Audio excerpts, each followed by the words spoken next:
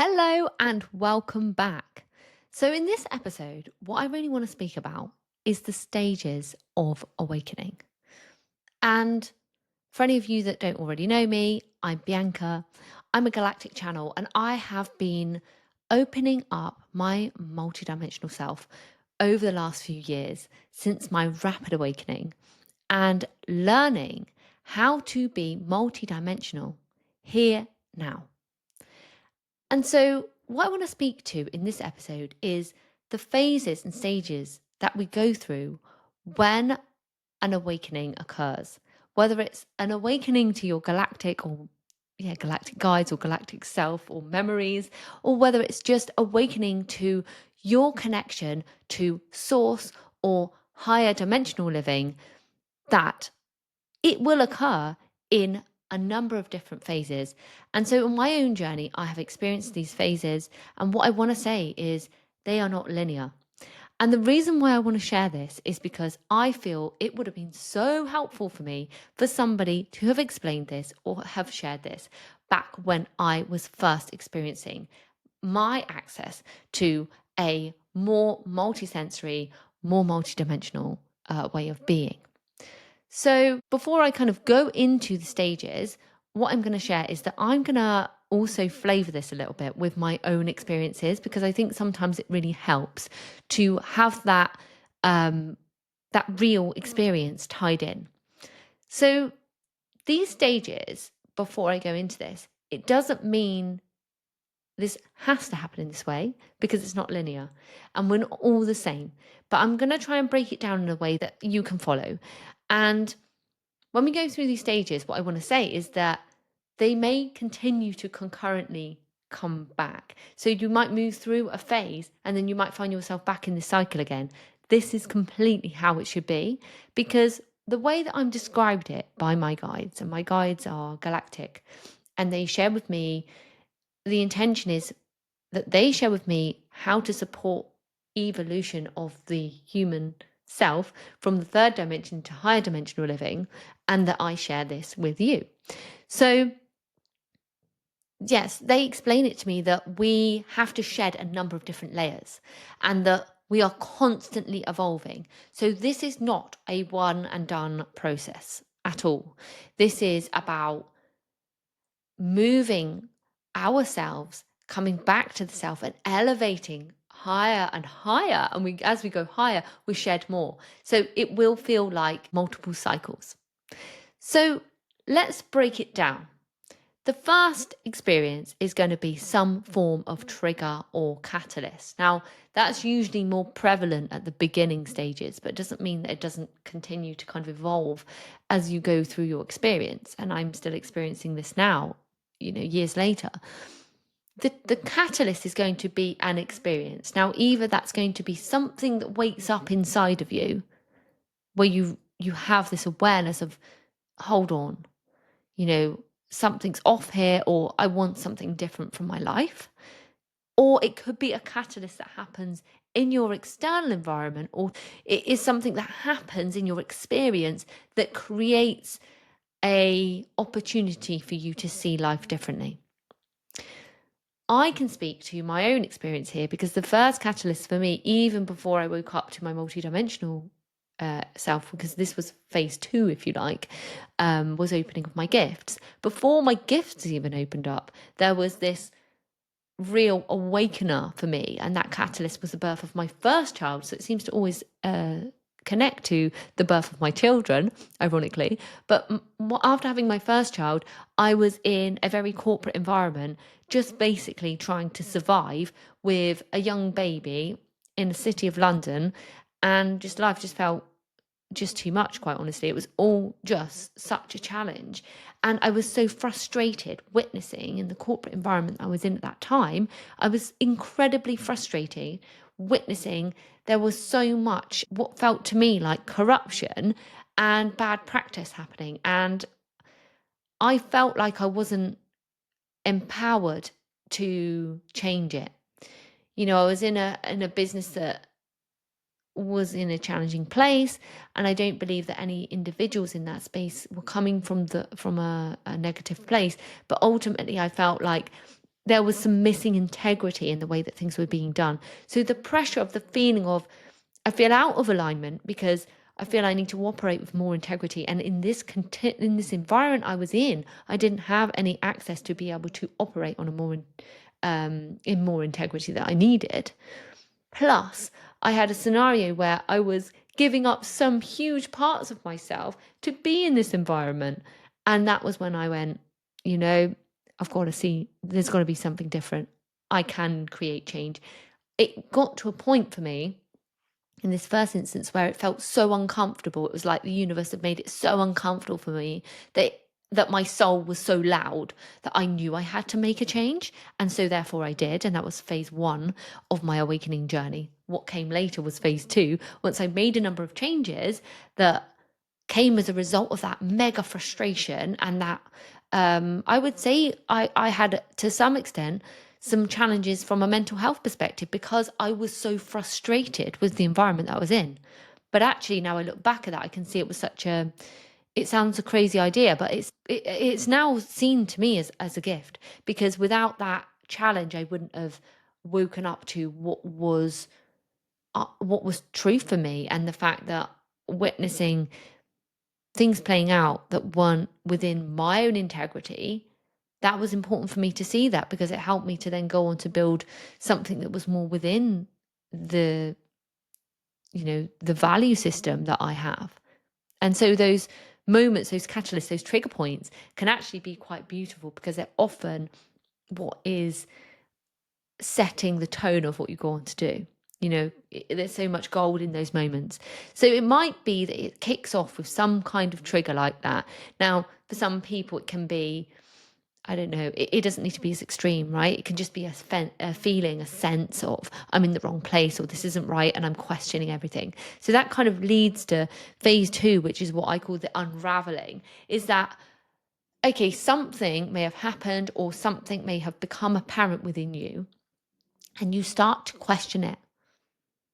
And sometimes it can feel maybe quite an isolating place to be. I suppose it can feel like you're a bit alone, because what you thought you wanted out of life might be different now, or the kind of people that you want to hang out with maybe start to change, because there's an awareness within you that you're becoming someone else. You're resonating with a different way of being.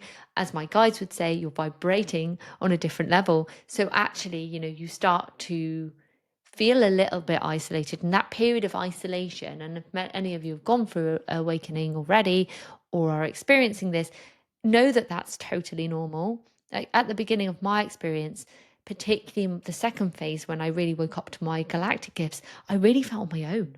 And that's why beautiful spaces like this exist, so that we can come together and we can share these experiences, so that we're not feeling alone, or you don't feel alone in your experience. This questioning, this unraveling, this feeling of being different, and this feeling of things just don't fit now is perfect, in fact, because it's leading you to what will fit ultimately. Understanding what needs to leave our experience is equally as important as inviting the new in, because, and my guides show it this way, we can't invite the new if we're clinging to the old. So we have to allow those things that are no longer resonating to step out of the way, so that we can call in the new and the fresh, the new environment. So then thinking about that, then what happens at this point? This is the new experience we invite in. From here, we invite this new experience, and the new experience can it can look many, many different ways. But I would say, if you are experiencing this and you're going through this cycle now, this is the part where discernment needs to be really on point, or that needs to be a deep consideration. Because what can happen is, in the feeling of the discomfort that comes from the evolution of yourself when you're in that process, it can feel easier to go back to what was known. It can feel safer to stick with what you knew previously. And this is almost like the cocoon, being in the cocoon ready to come out the other side and emerge as something new. If you take the butterfly analogy, then in this context, what is important is to understand, are you welcoming in what you truly want? Is it matching the vibration that you can feel being born within you? Like this new version that you are experiencing, would he or she choose this as these new opportunities starts to unravel and emerge in your world? So that's key. It's really key to ground into welcoming the new. And sometimes it feels a little uncomfortable because to really welcome the new, quite often we've got to embrace a new version of ourselves. We've got to embrace something we've never done before. We've got to innovate in some way, either in ourselves or in our business, if we're in business. We've got to trust. The word I'm looking for is trust. We've got to trust that what's emerging is going to lead to something beautiful, because sometimes we can't see what's coming. Sometimes we don't know what's on the other side. But if we've got a vision for it, if we can feel it, and if we spend that time where we're in that kind of questioning process, really understanding, what is it I'm looking for? What is it that's coming? What's birthing within me? And then really being discerning about when those experiences start to come in, because they will, because you will be grounded into that, then understanding which ones am I going to take forwards? Where am I going to step onto this? Because that's where the choice point comes in. That's where we create the experience. That's this two-way relationship with the field. So the next phase of awakening is to some extent an expansion, and the expansion is bringing in that new. It is allowing in that new, and it is trusting in the process, trusting it will unfold, and not being frightened or afraid of what maybe had to go or is leaving you as a result of welcoming in those new experiences. I sometimes say, just to kind of go back as well, I sometimes think at that very early trigger point, and especially if it's a spiritual awakening moment, it can feel like really high vibe all of a sudden. And then you go into this middle part, which is the unraveling, where you think, oh, hold on, I was supposed to be like, it's supposed to be all love and light, and then why is it not? But that's all good, because actually what you need to experience is that period that comes afterwards, and that might be where you start to experience some deep shadows. So if you can actually embrace those shadows, you can embrace the things that start to come up for you and witness how you're ready to let them go and move through them. And maybe there's another episode that I'll do on how we do that. Then that's a perfect time. Don't be afraid of the dark that might show up as you call forwards new experiences. So then the new arrives. You might find at this point, you also start accessing new ways of being in yourself. You might start accessing new ways, new gifts. I definitely experienced that. And I also experienced that, this cycle that I'm talking about here can happen on a micro level, and it can be on a macro level. Like when it's big, it's like the big new job, or it's the big choice that I'm going to make, the move, or, changing my life in a really profound way. That might be the macro version of that. The micro version of that could be, for me, I'll use an example of me and my business. I've recently gone through a rapid transformation in that, where I have witnessed, and it wasn't like a big shift, but I witnessed that what I was doing was no longer in alignment with where I was going, because I'd gone to a new level of changing my experience, and I'd started to see things slightly differently. So because this is a journey, it's an evolution, and I was ready for that next phase in the business. But in order to welcome that in, the work that I have been doing in order to welcome that in has been quite deep, quite personal, looking at what it is I'm looking for, what I want to welcome in, but also what's holding me from that level. What's coming up within me and what am I experiencing that is ready to be let go of to welcome that new version in. So it doesn't have to be a big, massive piece. But now I'm seeing the green shoots, for example, in that context, because I've been willing to witness that, and it's been a period of confusion that's come from the spark and the trigger that was, I know there's a new level here and it looks different to what I'm doing currently in my business, to, okay, I'm feeling a bit lost because I'm not seeing fully this new emerge yet. And I'm letting go some of this old stuff that I know is not right for me. And it's like this, I feel like that at this point, sometimes the two worlds can overlap each other, which is perfect because this is the process we need to move through. So just remembering that it doesn't need to be always a big change, big tower moment in life. It can be the smaller things, and those small things can sometimes be harder. So really grounding into, okay, now I'm allowing these two experiences to be existing, but how am I going to anchor more in deeply into the new? And then that's it. And that's when I find sometimes new gifts emerge for me, or my gifts get stronger, or my ability to connect with my guides changes or deepens in some way. I might get a new experience, a new guide might step in. Who knows? That's when I start to see new people arriving in my life, new connections on a friendship level, new clients, new opportunities, new experiences. That is the point where, okay, you can start to welcome that new. And it's about anchoring that. So then phase 4 is about integration and embodiment. It's about holding it. Like, this is about the embodiment of that next level and then being grounded in it. And it comes back to this point that I made earlier around sometimes that can feel quite big and it can feel really expansive and it can feel really exciting. But at the same time, it could feel actually a little bit terrifying because when we move through these phases, it's so easy to go back. It's easier to go back than to move forward sometimes. But when you choose to and you move forwards, it's then about integrating and anchoring it. That's how you maintain that next level, that you're personally on. And that looks different for all of us. And that doesn't necessarily align with achievement in a 3D sense. So let's let that go. But it's about that new awareness of self. You might look at it from the perspective of, say, we're looking at a realization in a particular relationship, say a relationship with a family member. You can look at it from that perspective. You can say, okay, well, something has alerted me to a challenge that I'm experiencing with this particular individual, and I'm seeing something in me that perhaps I'm ready to let go of. There'll be a trigger point. Then you might have this period of, okay, right, well, why is this happening? I feel really frustrated by this. I know I need to do something different, and it's just not hitting in the way it was before. You're not willing to go back through a cycle again with that individual, and you make a different choice. And at that point you make a different choice, the universe will respond to you. That will feel different in your experience. You will start to see that play out in other parts of your life more positively. That particular cycle you might be repeating with that individual, you've let go of, and there might be other places in your life you're experiencing that.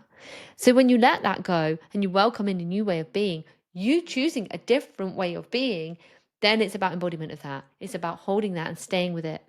It's about continuing to make choices and being in that vibration, that energy as you go forwards.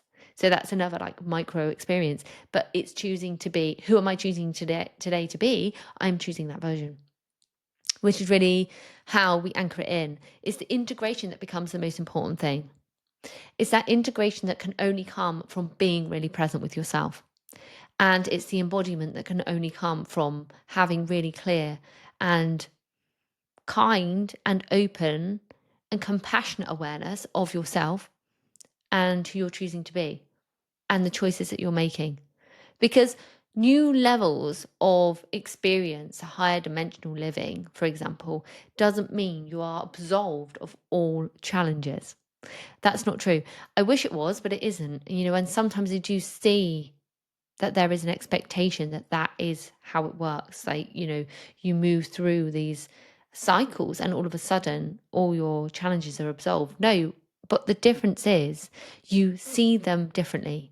You welcome them in some ways because you can respond from this elevated version of you, the elevated frequency that you're now operating at. And how you hold yourself in that frequency is to remember who you're being and to witness and recognize when you're slipping, or when you may be making choices based on a cycle that you've been in, or you're making choices based on a past experience, and actually recognizing and seeing that and making different choices in the now. That's how you integrate it and you embody it and you continue in moving it forwards. And that cycle's always going to keep going, because as much as we And I think this is what's been so important for me to share, is we're all on a journey to operating at higher dimensional ways of being. We're all on this journey of elevating our frequency. And it's really important to be kind to ourselves when we have these moments of slip. And if you feel like you're in this kind of like tunnel of, something's feeling off, but it also doesn't feel like I'm moving forwards, maybe you're just in that second phase.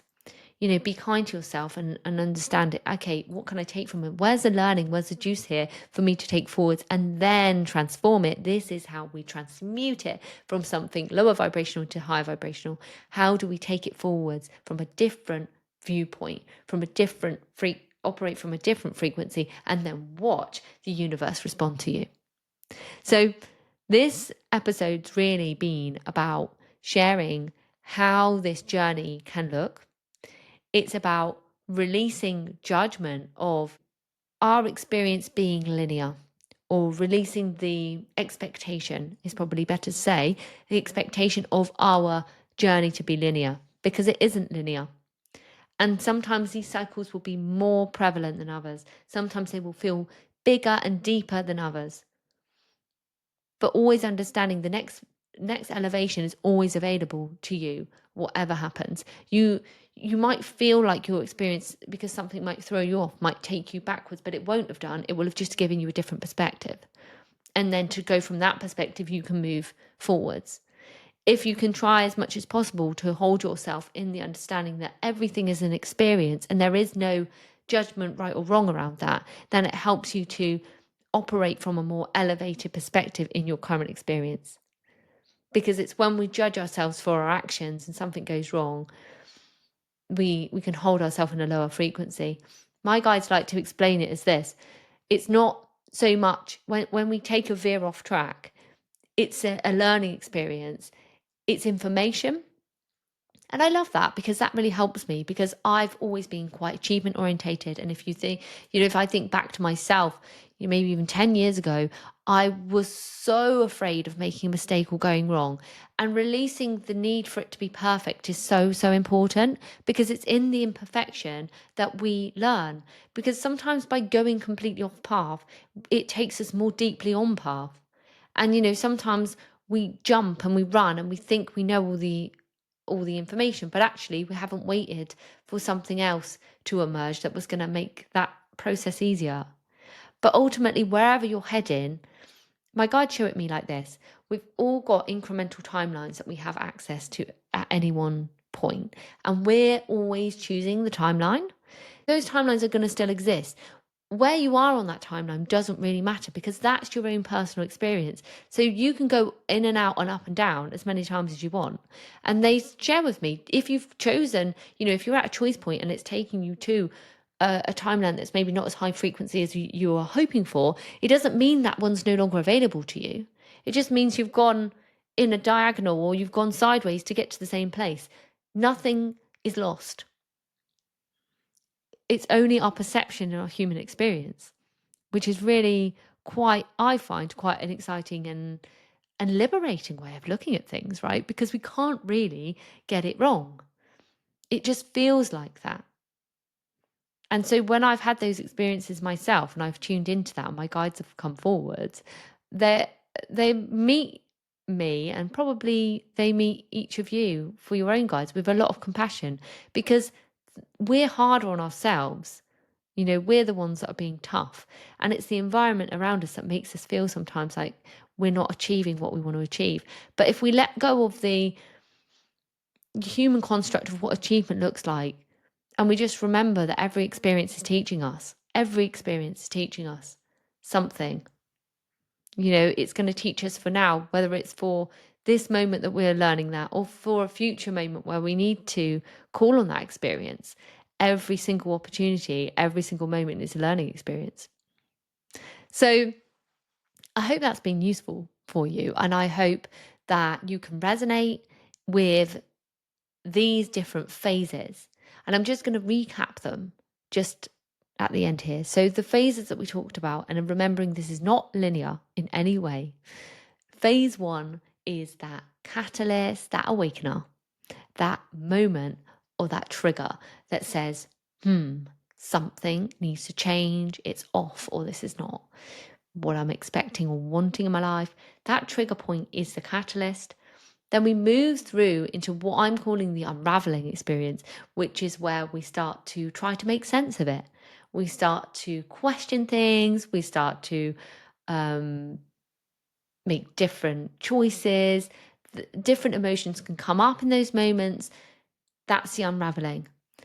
From the unraveling comes I would say, the new experience, the elevation, let's call it that. So phase 3 is this kind of elevated where you start to welcome in new, you make the choices that take you onto that new experience, and you start to experience that new timeline starting to emerge in your life, and you start to experience higher frequency living, gifts coming online. You might start getting signs, you might see synchronicities, you might really start to see that movement and that shift into that new way of being. And then the final phase of that is to integrate it and to fully embody it. And that's key. Fully embody it. And the way to do that is to always come back to the self, always come back to who am I being? Who am I choosing to be? And remembering that process that you've just been going through, to use the discernment around the choices and the things that show up in your experience to ensure that you are maintaining your vibration and you are choosing from that place and not from past versions of your experience. So I hope this episode has been useful. I've loved it. Thanks so much for being here, and I will see you on the next one.